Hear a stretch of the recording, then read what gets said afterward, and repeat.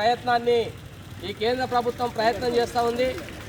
ఇప్పటికే ప్రభుత్వ రంగ సంస్థలన్నిటిని కూడా అమ్మే ప్రయత్నంలో చేస్తూ ఉంది. దానిలో భాగంగానే ఈరోజు మన యొక్క తెలంగాణ రాష్ట్రానికే కాదు భారతదేశానికి ఒక తలమానికగా ఉన్నటువంటి ఈ బొగ్గు గనులను ప్రైవేట్ వాళ్లకు అప్పజెప్పాలనేటువంటి ప్రయత్నాన్ని కేంద్ర ప్రభుత్వం చేస్తూ ఉంది.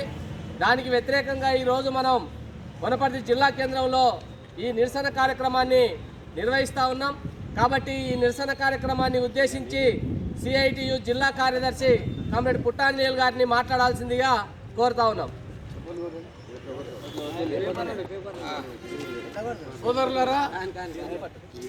సోదరులారా, ఈరోజు కేంద్ర ప్రభుత్వం నరేంద్ర మోడీ ప్రభుత్వం గతంలో సొంత బలం ఉంది, ప్రైవేటీకరణ చాలా వేగంగా అమలు చేసింది. ధనవంతులకు కార్పొరేట్ సంస్థలకు ఈ దేశ సంపదను నేషనల్ మానిటైజేషన్ పైప్ లైన్ పేరు మీద 6 లక్షల కోట్లకు అప్పనంగా కారు చౌకగా అప్పచెప్తుంది. ఇప్పుడు సీట్లు తగ్గినాయి, కేవలం 240 సీట్లు మాత్రమే వచ్చినాయి. తర్వాత ఈ మిగతా ఎన్డీఏ పక్షాలు మిత్రపక్షాల నుంచి ఈరోజు అధికారంలోకి వచ్చింది. ఇప్పుడైనా కొంత వేగం తగ్గొచ్చు, మన కార్మికులకు కష్టజీవులకు మేలు జరగవచ్చు అని చెప్పి అనుకున్నాం. కానీ ఇప్పుడు కూడా వాళ్ళ మిత్రపక్షాలు అన్ని రకాలుగా తెలుగుదేశం కానీ మిగతా మిత్రపక్షాలు మద్దతు ఇస్తున్నాయి. దాంతో ఇప్పుడు ఎప్పటిలాగానే పాత పద్ధతుల్లోనే ధనవంతులకు ఈ దేశ సంపదను అప్పగించడానికి ప్రయత్నం చేస్తూ ఉన్నారు. అదేవిధంగా కేవలం 15 రోజులు కూడా కాలేదు, అప్పుడే మొత్తం ధనవంతులకు ఈ దేశ సంపదను దోచిపెట్టడానికి సిద్ధమైనరు. మన కిషన్ రెడ్డి గారు సంబంధించి గనులు సంబంధించిన శాఖ మంత్రి, ఈయన వచ్చిండు కదా మన తెలంగాణకి ఏమైనా మేలు జరుగుతుందేమో అని చెప్పి అనుకున్నాం. కానీ ఈరోజు ఈ గనుల శాఖ మంత్రే ఈరోజు దీన్ని వేలం పెట్టడం జరిగింది. నిన్ననే వేలం పాటలు వాడినరు.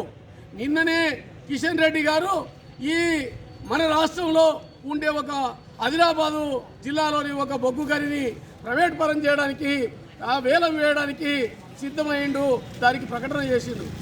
దీనికి సంబంధించి రాష్ట్ర ప్రభుత్వం దీనికి సంబంధించి వ్యతిరేకించాలి. మన సీఎం డిప్యూటీ సీఎం సంబంధించి బట్టి విక్రమార్క గారు వెళ్ళారు. ఆయన చెప్పిండు సింగరేణికి అప్పగించండి అని చెప్పాను. మంచిదే, కానీ ఊకే అప్పగించండి అంటే అప్పగించే పరిస్థితి లేదు. రాష్ట్ర ప్రభుత్వం తిరగబడాలి. గతంలో ఉండే ప్రభుత్వాలు కూడా తిరగబడనందుకే వాళ్ళు ఇష్టానుసారం వ్యవహరించారు. ఇప్పటికే ఈ దేశంలో మొత్తం 500 బొగ్గు బావులుంటే బొగ్గు గనులుంటే వీటికి సంబంధించి 300 బొగ్గు గనులు అమ్మేసిండ్రు. పెద్ద పెద్ద కంపెనీ వాళ్ళకు అమ్మేసిండ్రు. ఈరోజు ఈ బొగ్గు పనుల్లో 10వ వేలం పాట పాడినరు. 67 సంబంధించి బొగ్గు గనులకు 67 బొగ్గు గనులకు ఈ దేశంలో వేలం పాట మొదలైంది. కాబట్టి దీన్ని సీరియస్గా వ్యతిరేకిస్తుంది సిఐటియు.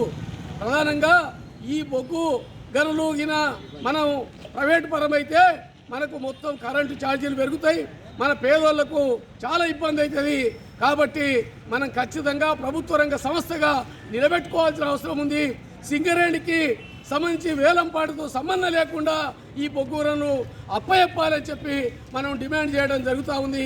కాబట్టి ఇప్పటికైనా ఈ ప్రభుత్వ రంగ సంస్థల ప్రైవేటీకరణను ఆపాలి. అదేవిధంగా ఈ గనుల ప్రైవేటీకరణను ఆపాలి.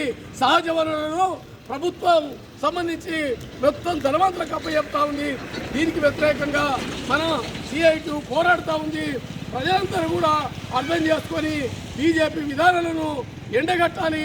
ఈ సింగరేణి కాలనీస్కు సంబంధించి సింగరేణి బొగ్గు గనులకు సంబంధించి కాపాడుకోవాలి. ప్రభుత్వ రంగంలో ఈ బొగ్గు గనులు లేకపోతే మనకు చాలా ప్రమాదం అవుతుంది.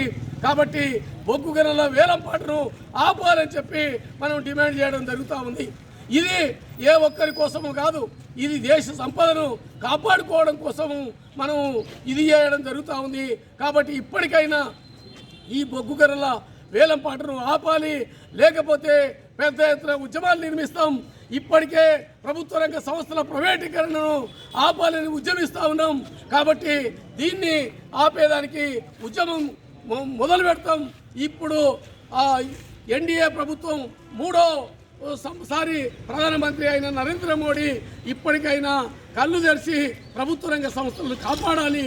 లేకపోతే వాళ్ళ అనుయాయులకు వాళ్ళ కార్పొరేట్ సంస్థలకు అప్పచెప్తే మనం ఊరుకునేది లేదు. పెద్ద ఎత్తున ఉద్యమం నిర్మిస్తామని చెప్పి హెచ్చరిక చేస్తూ ముగిస్తున్నాం.